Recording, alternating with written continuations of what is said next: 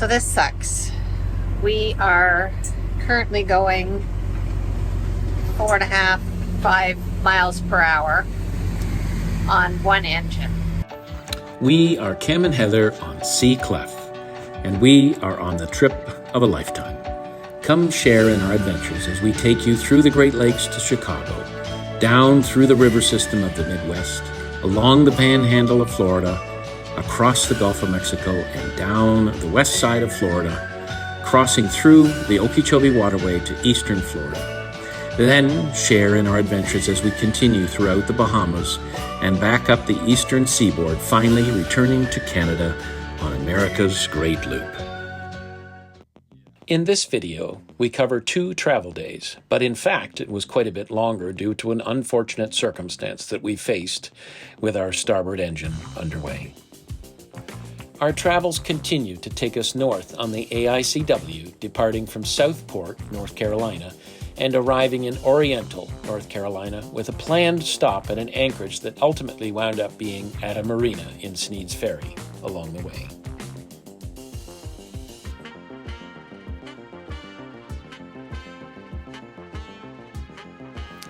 On our first day of travel, we departed Southport at 9:15 a.m. to ensure we timed the tides correctly, as we would head up the Cape Fear Inlet and through Snow's Cut, which can be shallow.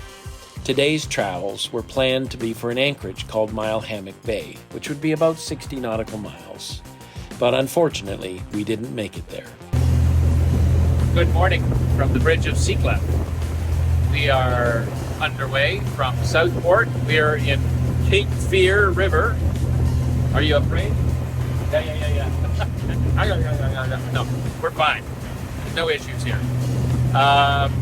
Snow's Cut will be our first sort of nail biter this morning. We are at dead low right now. We're sort of planning it so that we're on a rising tide as we go through Snow's Cut. And our end game today is Mile Hammock Bay.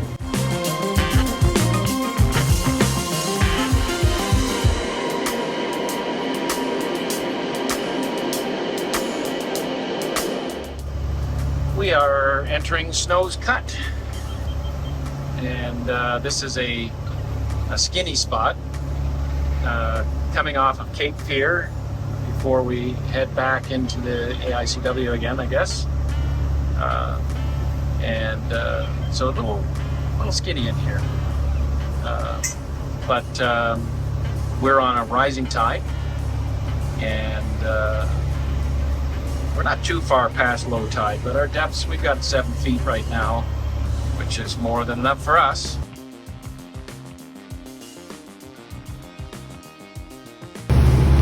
It is insane.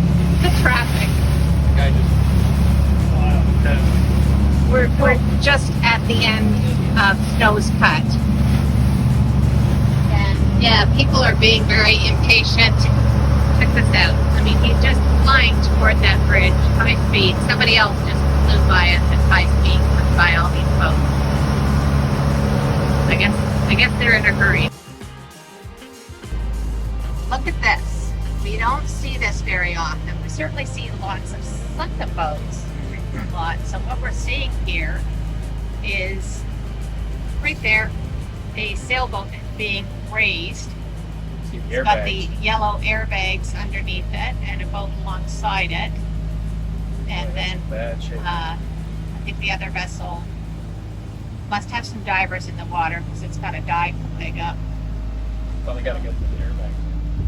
Yeah, I don't know how long the boat's been It doesn't look good. underwater. It's got a lot of scudge on it.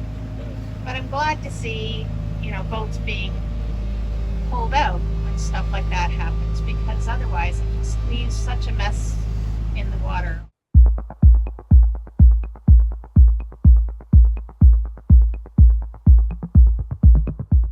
We're just coming up on Wrightsville Beach Bridge in Wrightsville, North Carolina, and they open on the hour by request, and so we had to modify our speed a little bit to make sure that we were Our GPS said we were going to arrive there at 11:59 or 12:02 or something like that. We're thinking that's a little bit sticky, so we threw a little money in the bank and got some speed on. And the traffic today is we have broken our cardinal rule of not traveling on weekends, and we were sort of thinking that was a Florida rule, but on the ICW, pardon me.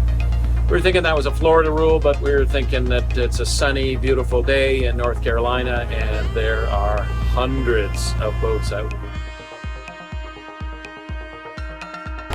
We are waiting for the Wrightsville Beach Bridge. We've got a 10-minute wait before the bridge opens. And it's crazy here.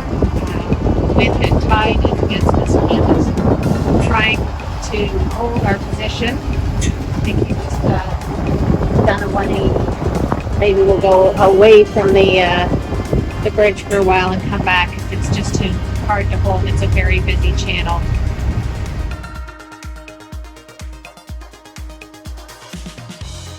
So the Wrightsville Bridge is starting to open now. That was challenging, trying to keep our position. Very tough to keep position. We ended up going the other way in the channel, and then those boys that were horsing around on their boat before, somehow one of them fell overboard. Cam actually had to call a man overboard, but he did manage to swim back to the boat and get on. So here we are going forward now, finally under this bridge. This bridge only opens on the hour. I would have liked to have been a lot closer to the bridge when it opened, but there's so much current and then the wind pushing us, and it's fairly narrow in here, so we just didn't have the real estate available to us. So it seemed better to just get the heck out of Dodge and then come back at it. So hopefully the guy understands and is going to wait for us. Because the 600 other boats that are flying around in here don't need it.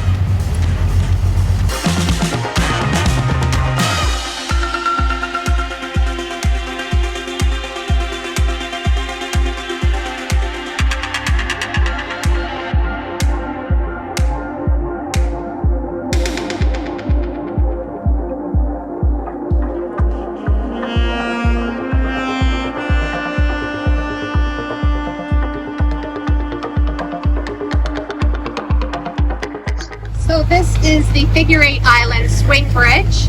Our information shows it as a height of 20 feet. Apparently that is at high tide. It's at 20 feet. We are halfway between low tide and high tide right now, and the tide board is showing about 24 feet, so we can get under here. We called in advance, and the bridge tender was very, very helpful with information, told us what the tide board was reading, anyway, we have put down the antenna and we're going under. So glad we don't have to wait for this one after the last one. At no wake. Apparently this is a no wake zone that nobody listens to. Oh. But we're going to do it. We are no wake, and there are some boats coming toward us with some wake. I can see that. Hopefully we're under before they hit us. I think we're going to be just fine.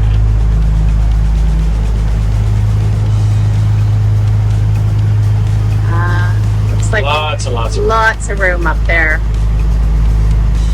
No sound. No splashes of radar falling off behind us. We're good and clear.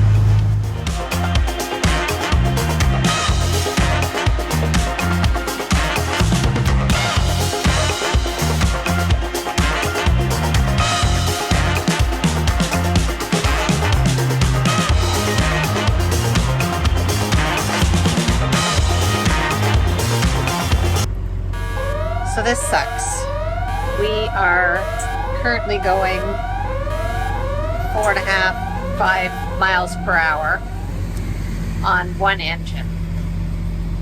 Cam is just trying to see what happened. The high temp alarm went off on the starboard engine, so we don't know if it's related to the dirty fuel that we think we got.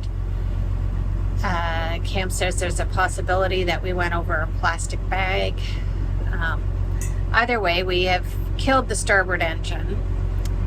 So we are at this speed 2.5 hours from where we were going to anchor. We've looked all along the way for other anchorages and marinas, and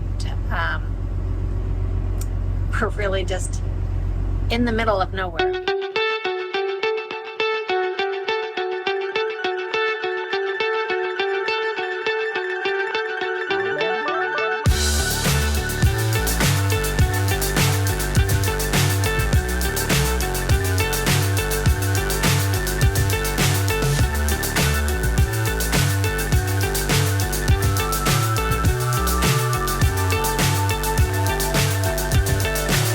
So high I'm hypnotized. What's up is down, what's left is right. Chasing stars and holding you. I can't see the end, but we'll see it through.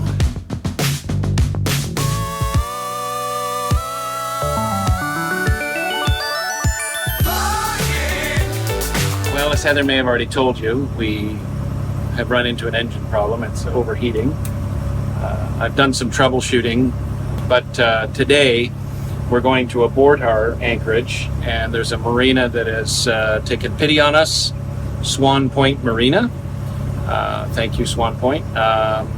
We are going to go in. They're going to help us get in and then give us a slip at last minute's notice. I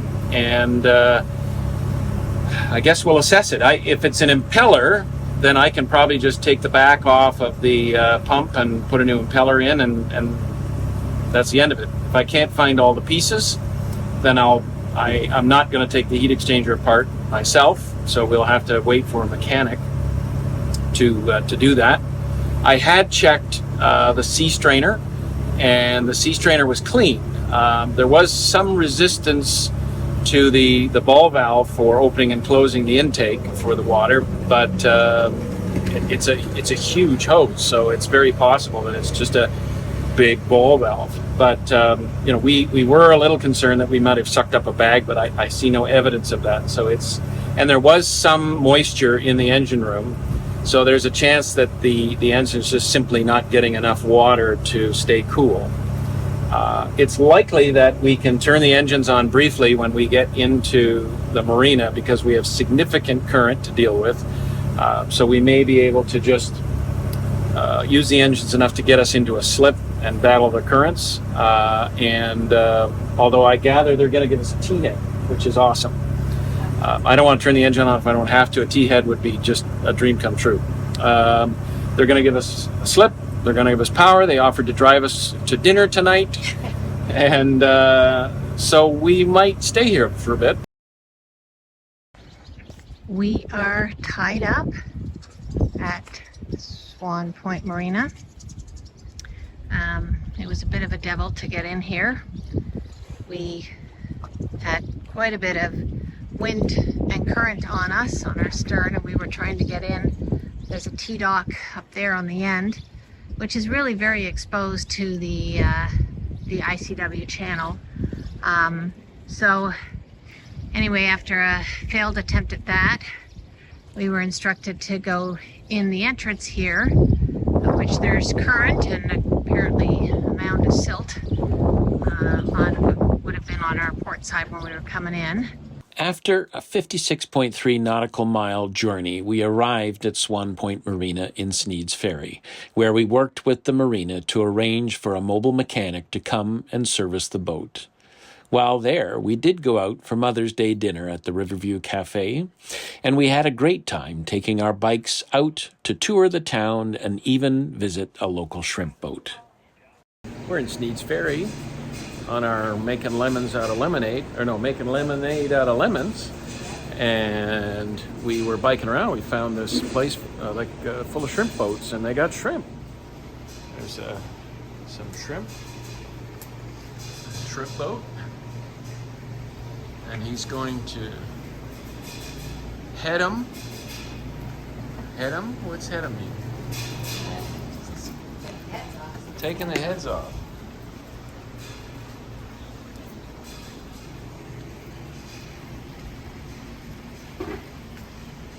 Almost a pound and a Yeah, quarter. so that's a half a kilogram right there. So let's A get little more than. let's get some more. And then I'll flip it over to the pound and see what we got to get the. Just looking like a bit much to me. I guess we got to pop all the heads off. Yep. Where are you going to get fresh shrimp like this before? We're going to have shrimp on the Barbie tonight with Steaks? with our steak. So there's your kilogram right there. Our second travel day took place a few days later after discovering that a sheared bolt within the cam on the water pump had stopped the flow of water, causing the engine to overheat. The mechanic made the repairs and we were back underway just before noon with an ambitious goal, but ultimately successful goal, of reaching Oriental, North Carolina, a 64 nautical mile run.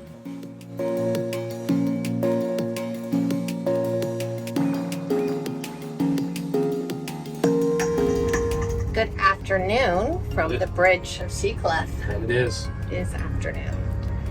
And we are, After a 3-night luxury stay at Sneads Ferry Swan Point Marina, which is a nice marina, a little shallow, but nice marina.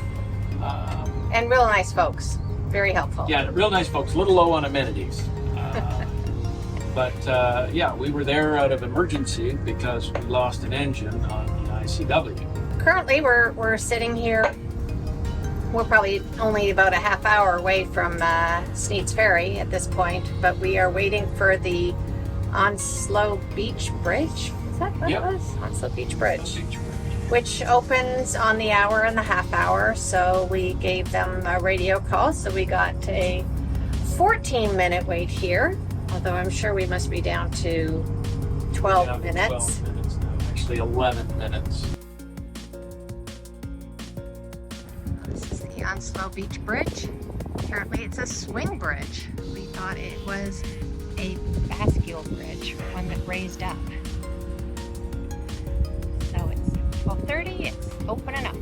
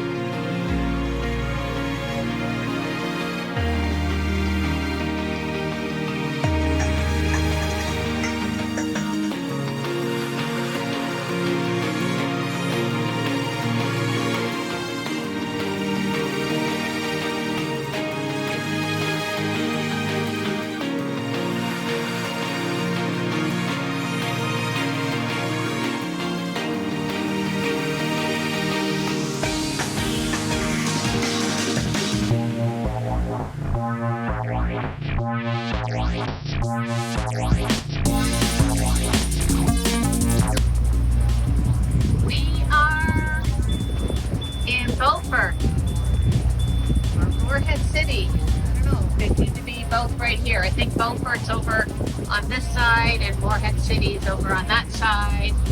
And we're just coming in the harbor. We are at the Carolina Coastal Railroad Bridge. We were trying to see this from a distance, but we only see it just as we come around the corner from that big ship. This railroad bridge is open unless there's a train coming.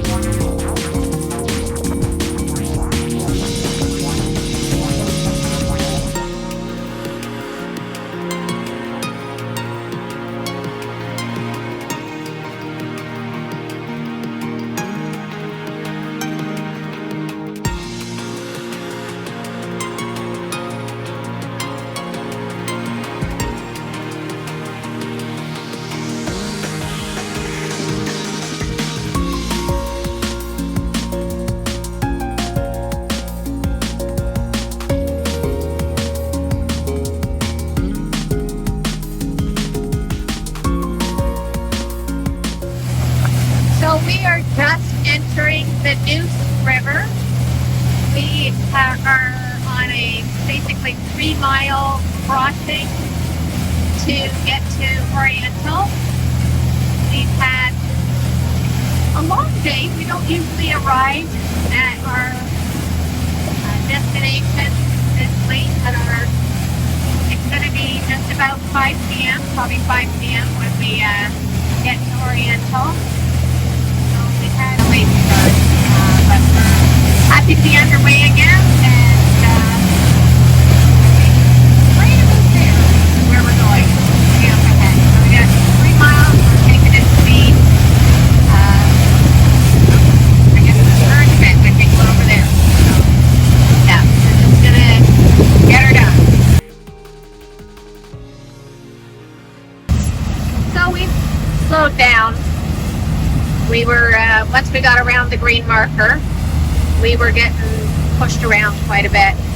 Almost a beach seat, which Yeah. is a bit uncomfortable. Yeah. And they're probably 2-footers out here. And I'm not sure what the spacing is. They're probably 2 2s or something like that. 2 feet every 2 seconds.